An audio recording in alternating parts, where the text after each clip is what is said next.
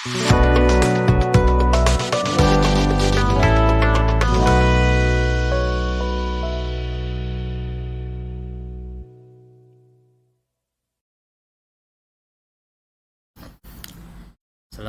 warahmatullahi wabarakatuh. Baik, untuk kali ini kita akan melaksanakan pembelajaran Blender di pertemuan pertama, dan alhamdulillah ini modul sudah selesai sampai ke tahap yang expert. Artinya kalian bisa menggunakan modul ini ke tingkat jenjang yang lebih kompeten lagi di bidang 3 dimensi.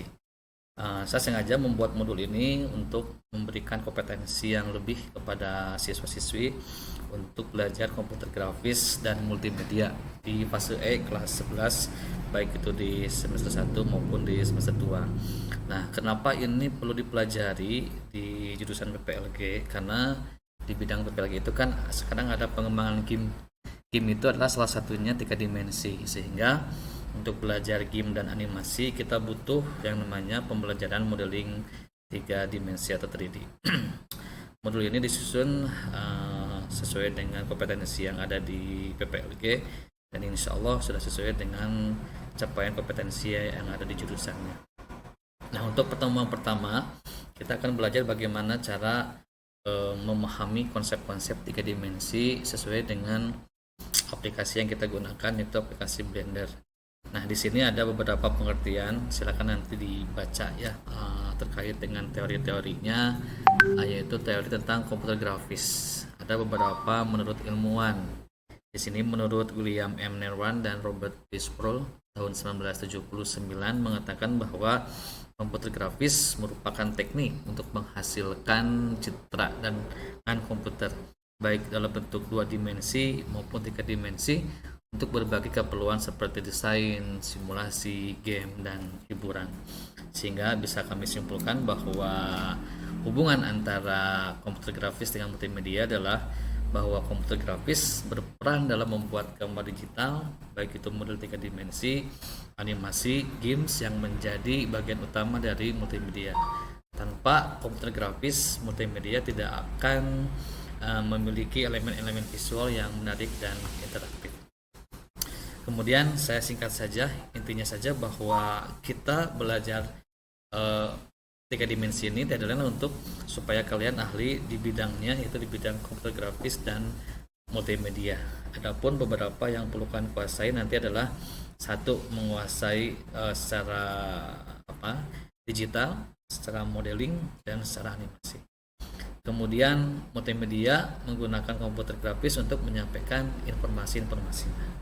Sehingga kalau saya buatkan dalam bentuk bagan, inilah hubungan antara komputer grafis dengan multimedia. Multimedia adalah bagian yang paling ujung, bagian yang paling umum, kemudian diturunkan lagi menjadi komputer grafis yang dibagi menjadi desain grafis. Ini kita pelajari di kelas 10 seperti biasa, dan ini animasi 2 dimensi dan 3 dimensi yang kita pelajari di kelas 11, dan kelas 12-nya kalau ada yang minat di bidang game development, kita bisa menggunakan game development ini. Kemudian teknik yang lainnya yang paling canggih yaitu VR atau virtual reality, yang ini barangkali kita belum punya alatnya sehingga kita belum bisa mempraktikkan VR dan AR ini. VR artinya virtual reality, AR adalah augmented reality. Sehingga ini kalau disatukan bisa membuat sebuah film ya, yang barangkali bisa berupa film animasi, film kartun, ataupun film yang lainnya. Nah, kemudian kita mengenali sih aset-aset yang ada di pengembangan game, yaitu kita akan belajar bagaimana aset itu bisa dikembangkan ya. Nah, nanti kita akan belajar bagaimana membuat konsep art design, kemudian karakter design, environment, dan property. Sehingga kalau kami membuatkan bagan, saya singkat saja bahwa aset visual game itu dibagi menjadi 3. Ada konsep artnya, ada art design-nya, kemudian ada karakternya. Nah, ketika itu butuh yang namanya environment. Environment itu bisa berupa antarmuka dari sebuah aplikasi. Yang kita gunakan yaitu aplikasi berupa aplikasi Blender ya. Kemudian di sisi lain untuk membuat sebuah karakter maka diperlukan juga yang namanya properti atau prop designer ya, seperti itu. Kemudian selanjutnya terkait dengan konsep, maka kita membutuhkan yang namanya aplikasi atau antarmuka interface ya, dimana aplikasi ini adalah aplikasi yang digunakan untuk membuat animasi atau 3D modeling yang sifatnya open source. Salah satu aplikasi yang barangkali kita familiar itu adalah aplikasi Blender yang bisa kita download secara gratis. Meskipun aplikasi 3 dimensi itu banyak, kalau dalam istilah pemesinan ada yang namanya AutoCAD, Inventor, kemudian CNC Milling, ada aplikasi-aplikasi 3D Home dan lain sebagainya. Cuman itu harus versi yang spesifikasi komputernya lebih tinggi lagi. Nah, kami menggunakan Blender satu gratis, yang keduanya dia lebih ringan ya, sehingga bisa mendownload di https www.blender.org. Kalian bisa mendownload secara gratis ya, saya tampilkan. Ini adalah linknya. Kalian cukup mengklik download, kemudian nanti ada download versi yang terbaru. Ini versi 4.32 ini versi yang tahun 2024-2025.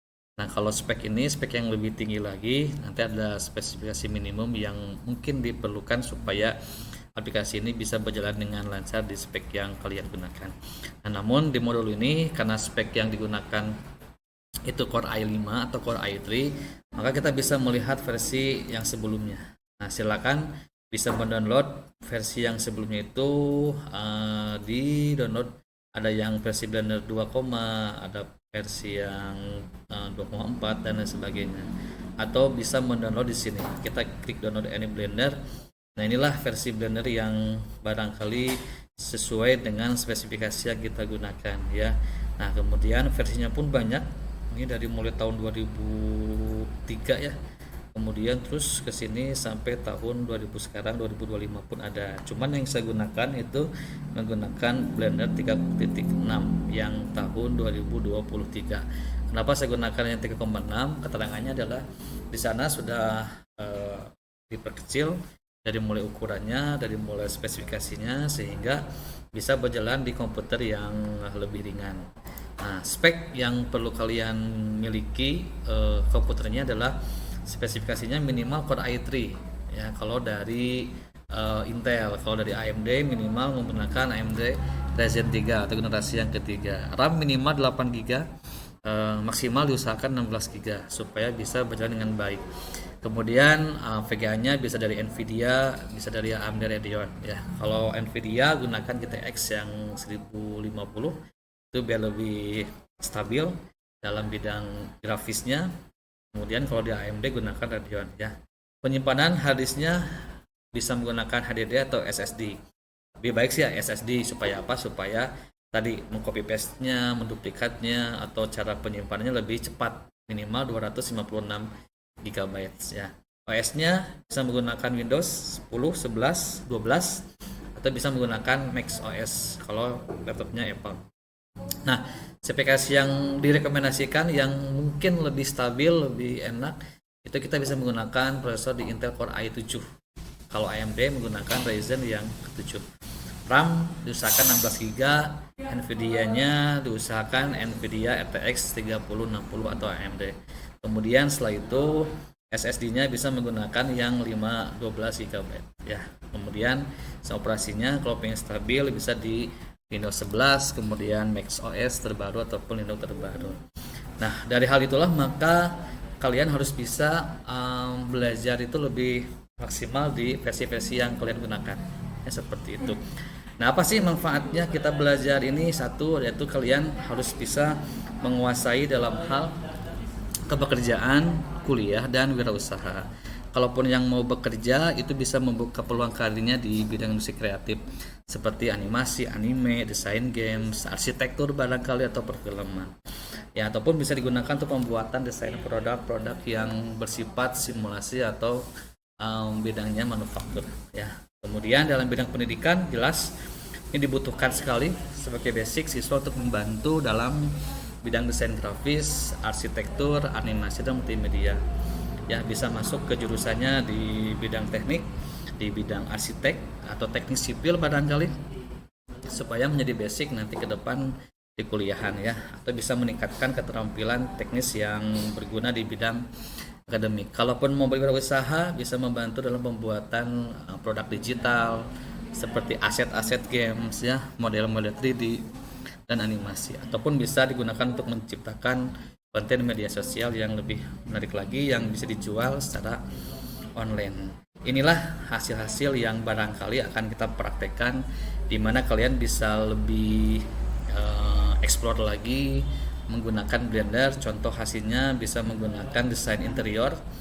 Apabila bisa bekerja berwirausaha di bidang arsitek, ya, bisa membuat desain interior seperti ini, atau desain eksterior seperti gedung-gedung ya, ataupun bisa menggunakan desain project-project seperti kafe atau perumahan ataupun yang lain-lainnya lagi.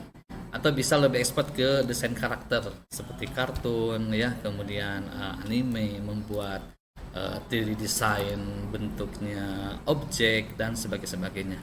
Inilah produk-produk hasil yang dibuatkan oleh Blender kalau kalian ahli di bidangnya ya, sampai membuat desain interior, eksterior, ruangan dan sebagainya.